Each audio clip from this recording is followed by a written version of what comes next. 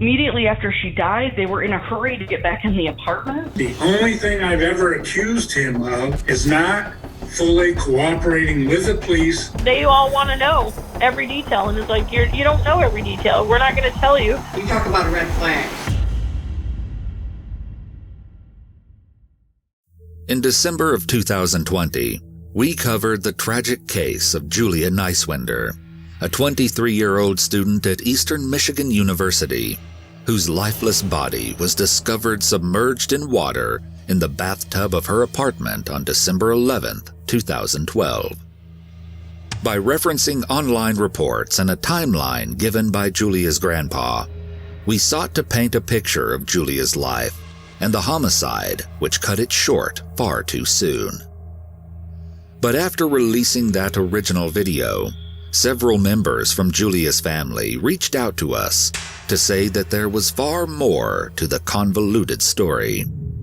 In part 1 of our follow-up series, we discussed the discrepancies in the days leading up to Julia's death. Today, we'll be focusing on how her murder was discovered.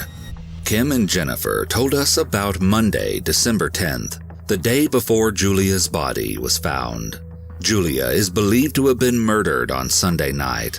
On Monday, Julia wasn't communicating with anyone, nor did she show up to school or work. But at first, nobody thought much of it, as she was an independent young adult who often went about her own responsibilities. So on that Monday, I hadn't talked to Julia. Jennifer didn't talk to her, which isn't uncommon to go a day or so without talking.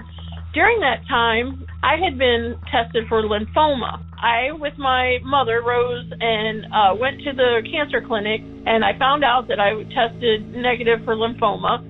The last text I ever sent Julia was a little quick text saying something along the line like, "No lymphoma, yay." And I had never heard back from her. And I did think it was kind of odd, but I'm like, oh, she's probably in school or work. So on that Tuesday, I had sent that text message out, never heard from her. And I do play darts in a dart league with my sister and my brother at the time. And I was up at the place where we played darts, and Jennifer knew where we were playing darts. So Jennifer came up there, and we were kind of warming up. And Jennifer comes to me and says, "Mom," she goes, "have you heard from Julia today?" And I said, "No, actually, I haven't." And she goes, "Well, I tried calling her, and her phone went right to voicemail." And I'm like, huh. So I tried calling her, and it went right to voicemail. And so I'm like, her phone probably just died. What was going on at this time was I have a mutual friend who, one of my best friends, is the one who got Julia the job up at Walmart. And her friend called my friend and said, "Hey, have you heard from Julia? Julia didn't show up for work yesterday." Yeah, and some of the girls from the store went to her apartment because they were all supposed to come to the company party together, and Julia's car was there, but no one answered the door. So then we get one of Jennifer's and Julia's friend's phone number, and we called her, and we're like, "Hey, Rachel, can you go check on Julia because no one's heard from her?" Rachel tells us she'll go check on her. My friend comes and gets me and Jennifer, so we drove up there. Now, in the meantime, we get a phone call from Rachel saying, "I'm over here at the apartment. The ambulance is here. They wanted your phone number, Kim." So I gave it to him, and I said, "Okay." So now me and Jennifer are nervous, because we're like, "What do you mean the ambulance is there?" We're like freaking out. The next thing you know, I get a phone call from one of the EMTs, and he says, "Is this, Kim Turnquist? Is your daughter?" And I said, "Yes." And they're like, "Does she have any known medical conditions?" And I said, "Yes." And so I told them her medical conditions, and I said, "What's going on?" And they're like, "We'll call you back." We get up there, and my friend literally just opens the side door, pulls up. There's a security guard standing outside the apartment. Me and Jennifer jump out, run past this security officer who never stopped us, asked us anything, nothing. We run right up into her apartment. I turn the doorknob. We go into her bedroom. I have a foot stepped in, and Jennifer's right behind me. And that's when a police officer comes out of the bathroom, and he goes, "Whoa, whoa, whoa, you can't be in here." He pushes us, in a sense, out and leads us out to the kitchen area. And Jennifer's like, "What's wrong? I want to see my sister." And I'm like, "What's wrong I want to see my daughter." And he was like, you can't see her, she's deceased. And so imagine, like, just being told that way, that your daughter, and then for Jennifer, your twin sister, is deceased. We immediately broke down and started screaming and Right. crying, and People were en route already to come up because, you know, I had said no one had heard from Julia, and that she didn't show up for work. So at this point, my dad got there, and he came in the doorway of the apartment, and I just remember looking at him, and I'm just bawling, and I said, Julia's gone, and he just broke down crying. We're all crying, and then at this point, like, I just wanted to get out of there. I ran out of there. my mom showed up with my sister and stuff, and then someone had told us, said, you need to go to the police station. They had the two roommates obviously being questioned, but when we went into the back and were asking questions, and they just said that she was deceased, and they believe it was foul play or something. They believe foul play was involved. Julia's loved ones and friends were ready to help in any way they could in order to get justice in such a devastating case.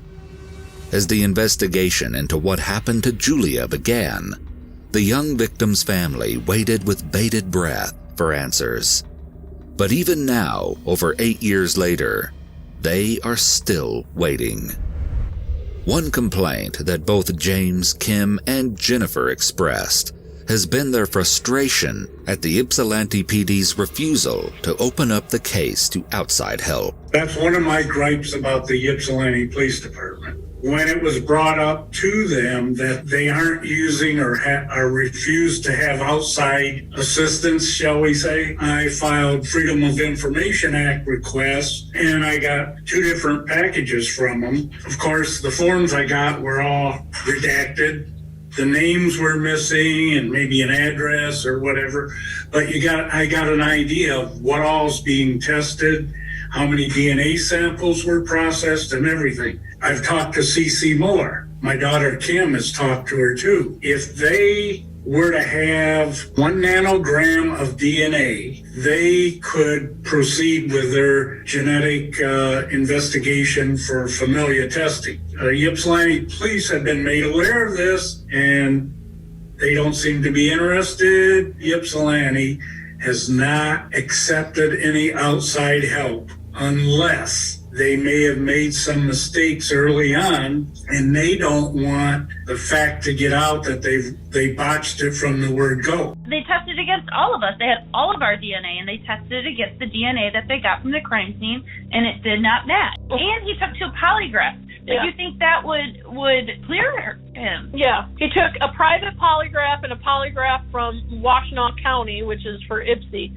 and he passed both of them. You know, you got those people that say, oh, well, polygraphs aren't admissible in court, but then all of a sudden they're like, oh, they failed the polygraph. Oh, well, what does it matter if they fail or pass it, because it's not admissible in court in your guys' eyes, so let it be. So when you test all these people and they don't match and it's in CODIS, that's why I reached out to CC Moore. She's solving all these crimes based on DNA. I went to Ypsilanti Police Chief, had a meeting with my daughters, my mom, my brother, my sister, and a Ypsi State representative as a third party to be there to witness everything. And I asked Ypsi to turn over the case to the Michigan State Police. He refused. He said, absolutely not. And I said, why can't you get CC Moore to help on this? And his words were, we only have so much DNA. We can't give out all the DNA because when we actually do find the killers, then we have to have that DNA. James also mentioned to us this meeting that Kim had, but he saw things from a different perspective. They had a family meeting at the police department. Well, I'm in Florida and everybody else is in Michigan. So needless to say, I didn't make the meeting. My daughter, Kim, she thought she wasn't being informed, of things that were happening and everything. And the chief of police came up with the idea that, well, we'll only talk to Kim from now on. That didn't make a lot of sense to me because both Kim and her husband at that time, Jim, the stepfather, had both lawyered up. They refused to give formal written statements to the police. Now, why would you, as a chief of police, why would you make this the person that you're going to talk to, you know? The discussion of formal statements became a big component of our interview with James. We asked him what information he thinks the authorities were specifically looking to attain in these formal statements. Well, you can say anything you want to the press, but if you give a written formal statement and it's proven to be false or wrong, then you're liable under the law. Neither of the parents have given formal statements to the police, which I find extremely hard to figure out why. Kim's exact words when the chief said to her, "Why is it, Kim, that you haven't given a statement?" And she said, "That's never going to happen." We asked Kim why she and Jim had refused to give formal statements. I just want to make this clear, too. They had never asked for a formal written statement from myself, from Jennifer, or from Jim, my husband. They had never once asked for a formal written statement on where we were the night that Julia was killed until 2015 when they tried to pull all that crap with Jim. Yeah, they sat us down a lot, and we came up a lot, like all the time. Would take days off of work to come up, and we would talk to them over and over and over, bring pictures and boxes and anything we had, but they never once asked us to sit down and write something out. Nope, never did. I chose not to have a relationship with him because he can't get over the fact that we haven't given a written statement. That was his whole thing that he's always said to me. You guys have not given a written statement. They never asked for one until 2015 when they tried to pull that stuff with Jim. My attorney said, no way. His attorney said, no way. But why are you going to wait 3 years, and finally ask the family for a formal written statement? You do 2 polygraphs, you got fingerprints, you got DNA. It doesn't match someone. You couldn't get them on some other false charges that you were trying to do. So you know what? You want him to be the bad guy, to look like the bad guy, to be the fall guy. When we asked James to respond to Kim's explanation, he wrote, "In the family meeting on November 13th, 2018, the chief of police again asked Kim about her providing a formal statement. She again stated that she did not have to and that it is my right to not do it." Barbara also weighed into this issue. They say they went and talked to the cops. They won't go talk to the cops one-on-one, ever. They always go and text. It's always Jen, Kim, Carrie, whoever else. After she died, got a lawyer before she was ever even buried. My only thing now is if he didn't do it, like, I'm trying to imagine how they would act the way they have if he wasn't guilty. If he is truly innocent of anything, and the only thing I've ever accused him of is not fully cooperating with the police and giving them that formal written statement that they want.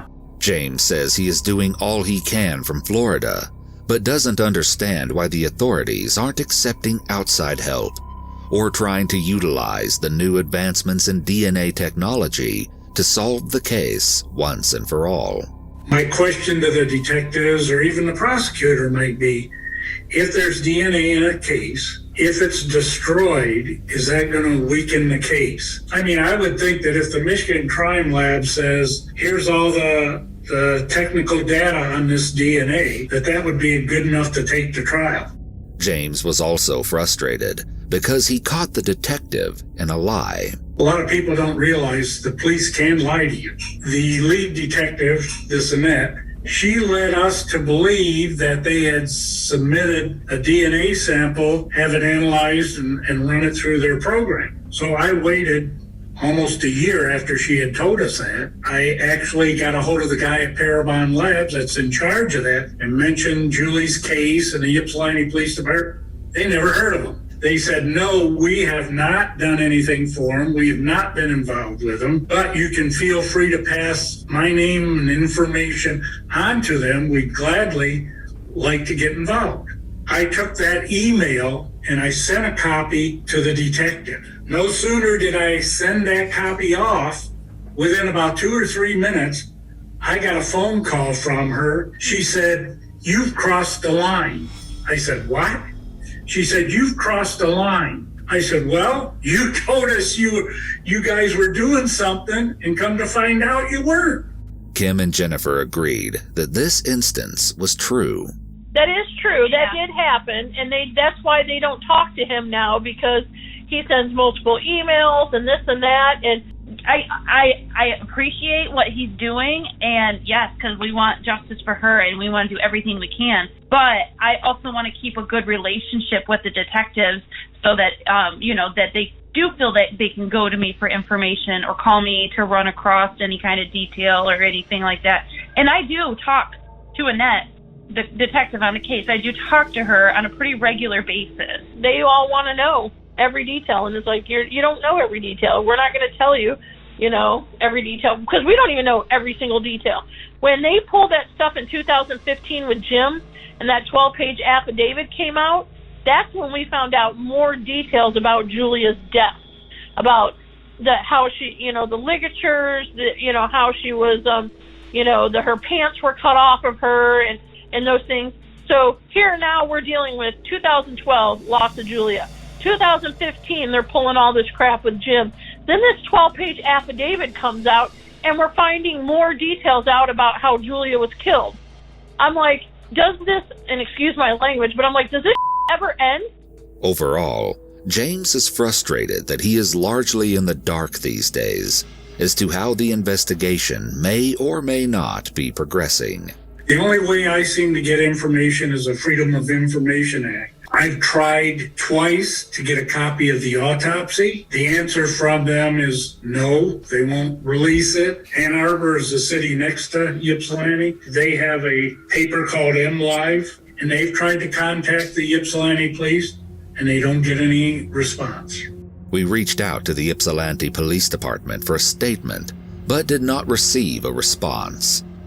James went on to tell us a bit more about the influential role he played in Julia's life, something that makes her death and lack of justice all the more heartbreaking for him. Julie was my granddaughter, but I don't know if people realize that me and my ex-wife raised her basically as our daughter until she was about 11 years old. So for me, it's like losing a daughter and a granddaughter all in one. So she was still in school. The twins were born in January.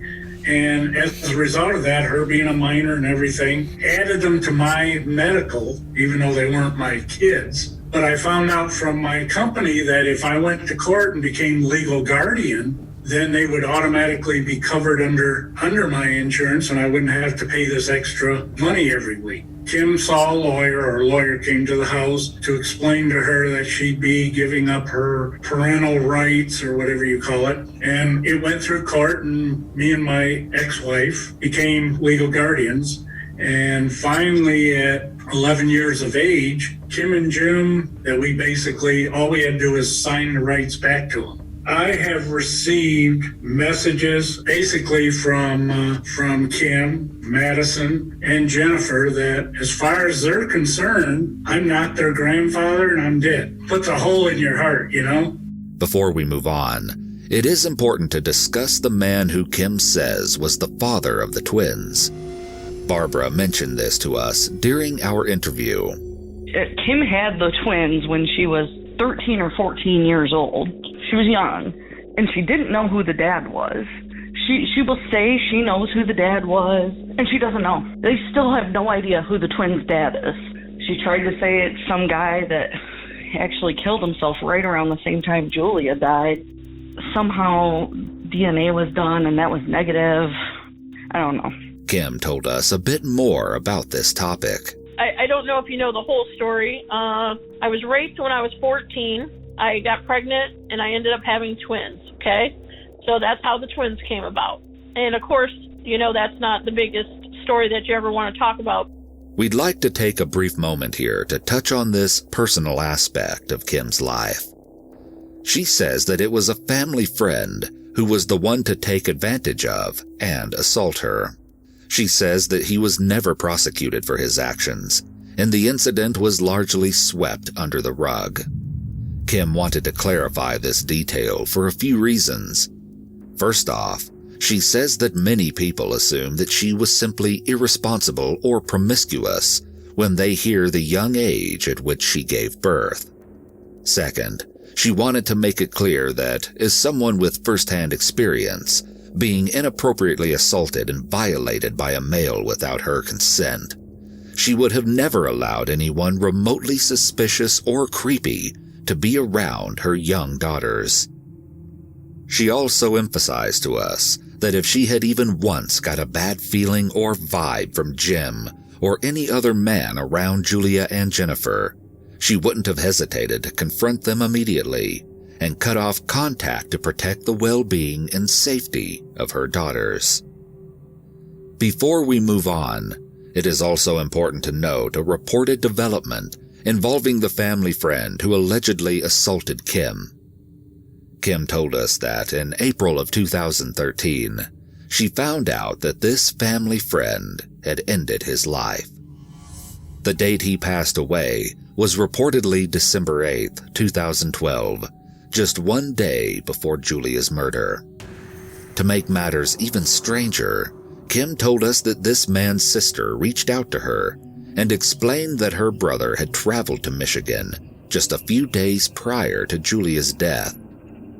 It seems that he had just returned home from his trip to Michigan when he made the choice to end his life.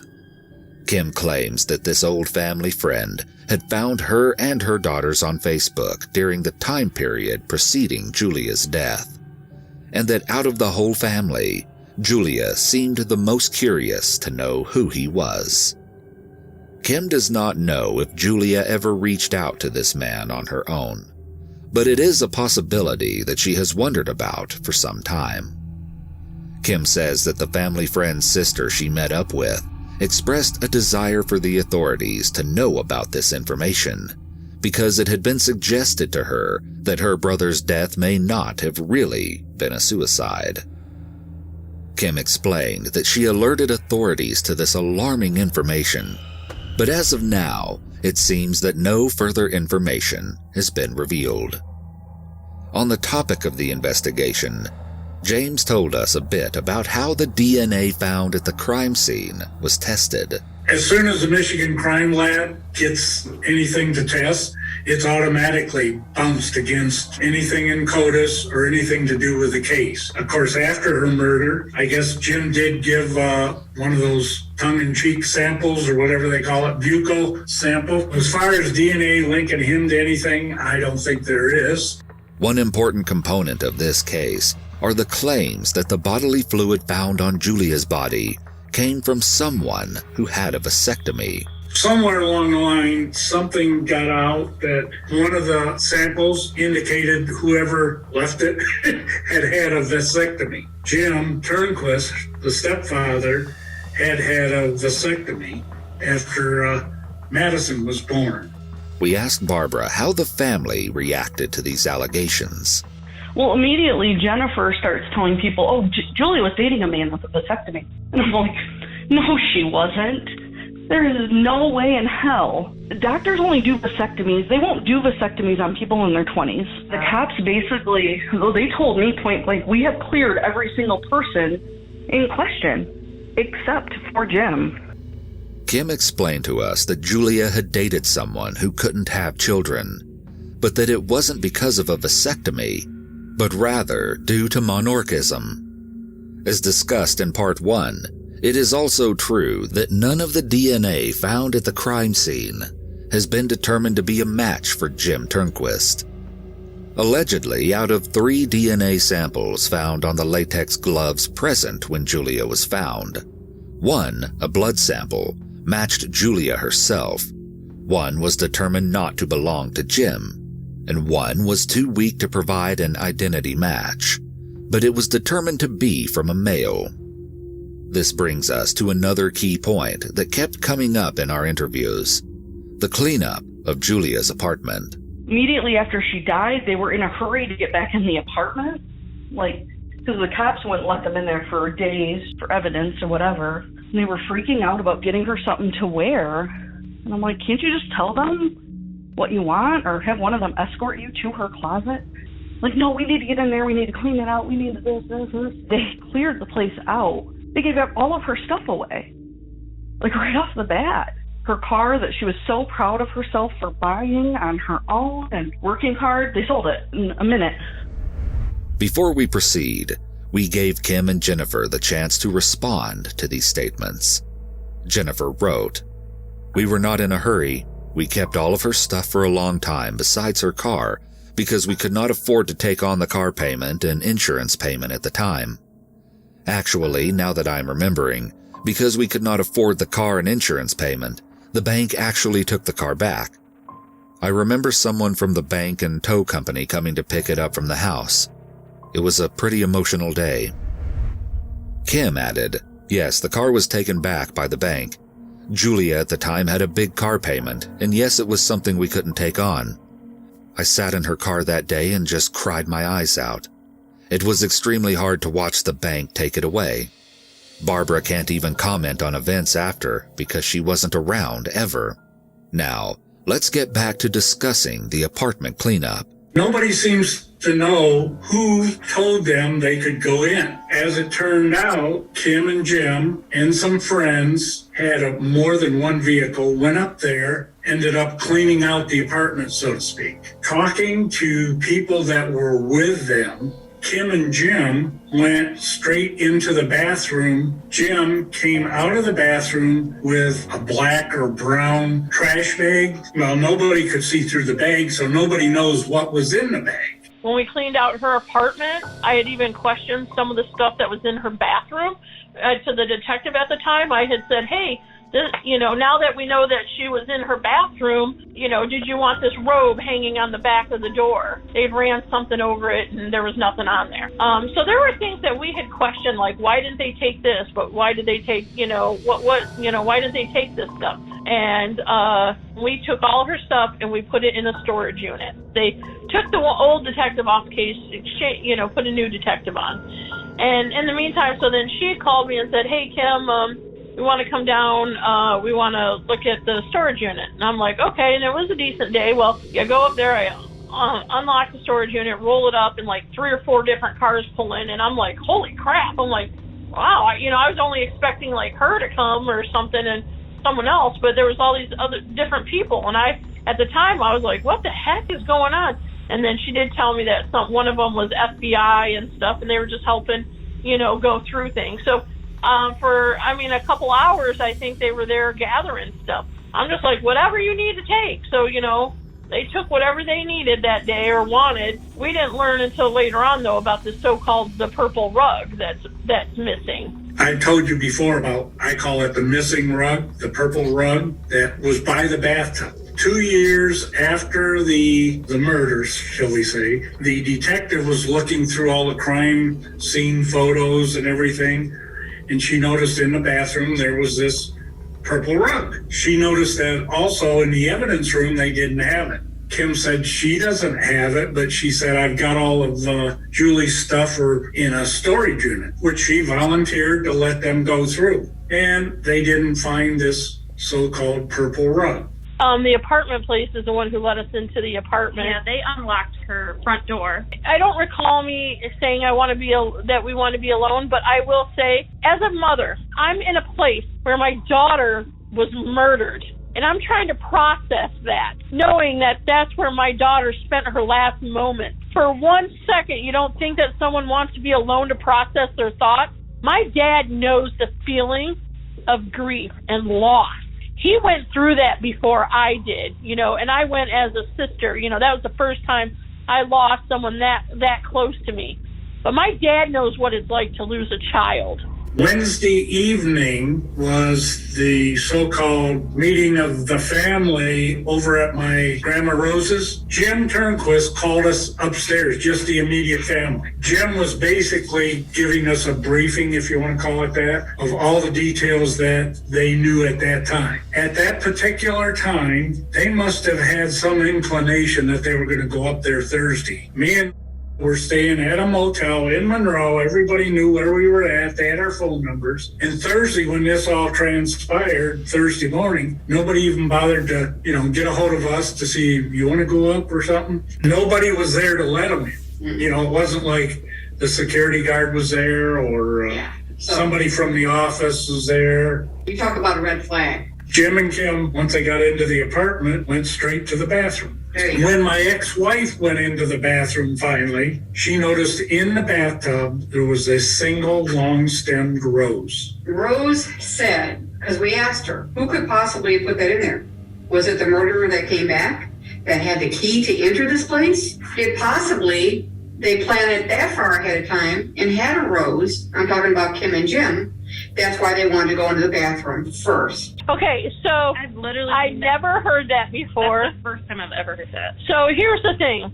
Okay, so I know that we have a relationship with her now, and so she's a storyteller, and she knows she is. Yeah, so that's the only way that, from her, is the only way that he would have gotten any of that information about supposedly that. So that is the first time I've ever heard that. Yeah. No, that's not what happened. The apartment complex is the one who let us in the apartment. No one had any keys. I've never had a key. No one's ever had a key. And again, one of the notes I had made that, about Jim going up to Julia's apartment, he'd only been up there a couple of times, and they were always with someone. And one of the maybe 3 times that he was there was probably right after she moved in with us when we had to go check out her apartment and then to clean out her apartment. And I think there was like one other time. When we gave James the chance to respond to this, he wrote, "That's news to everyone. I have asked this of the police and others who were there. No one seems to know exactly how entry was gained. Kim has told me in the past that she could not remember how they got into the apartment Kim and Jim T went in first, then straight to the bathroom. We were not invited to go that day, Thursday, December 12th. Other people who were there said no one was there to unlock the front door for them. We gave Jennifer and Kim the chance to make a rebuttal." Kim wrote, "Well, it's pretty funny that he's still saying that we got into Julia's apartment that did cleanup, because none of us ever had a key to Julia's apartment, and we were told we had to go to the office for someone to let us in." Jennifer clarified, "The police were the ones that talked to the people in the office at the complex, and they are the ones who told us when we could go to clean the apartment out." We've touched briefly on Jim Turnquist and the reasons why he became a person of interest in Julia's case. In our third and final installment of this follow-up series, we will be taking a closer look at the 2015 case, in which inappropriate images allegedly involving minors were found on Jim's laptop. Some find this case suspicious, while others believe it was a baseless ploy to pull attention away from the faltering investigation into Julia's death. More on that next time.